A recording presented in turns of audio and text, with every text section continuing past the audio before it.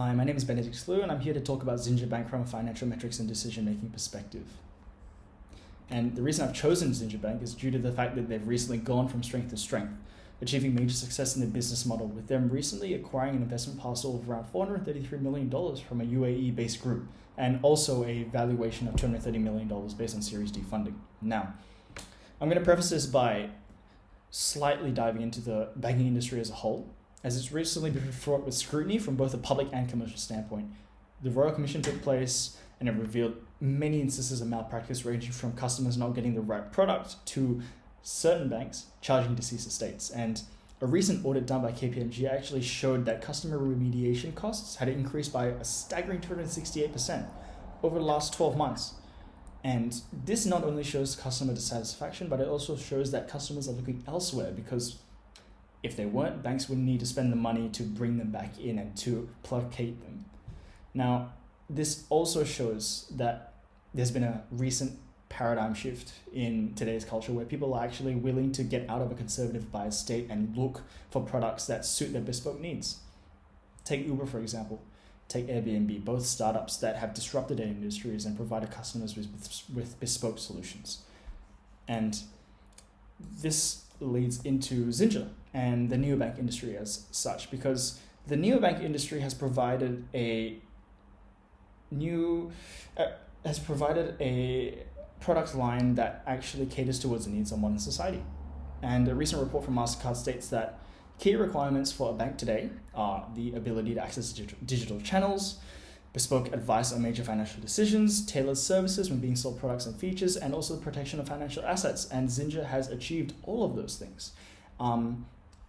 We can discuss how have rapid account setup and verification related to the digital aspect. They have optimized mobile application with Android and iOS support.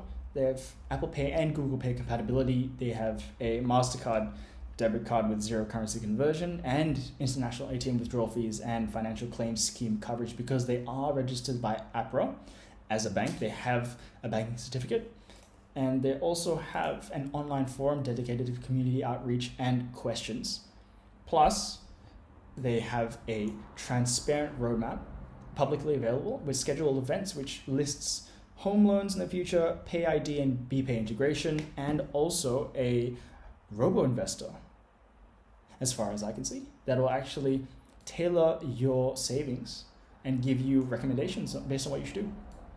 But the main thing I wanted to focus on was the concept of prospect theory within Zinja, because they utilize it really well. And just to summarize with prospect theory, it's basically how people choose between different options and how they estimate the perceived likelihood of each of these options. So if you have $900 as a 100% chance and you have $1,000 as a 90% chance, most of the people are going to go for the $900 because of the certainty of the investment. Now, Zinja, in this sense, has a very attractive offering called Stash. It's a savings account that provides a 1.8% fixed interest rate, and there are no fine prints involved in this. So you can withdraw as much as you want, you can deposit as much as you want, it doesn't matter. They will always give you a 1.8% interest rate.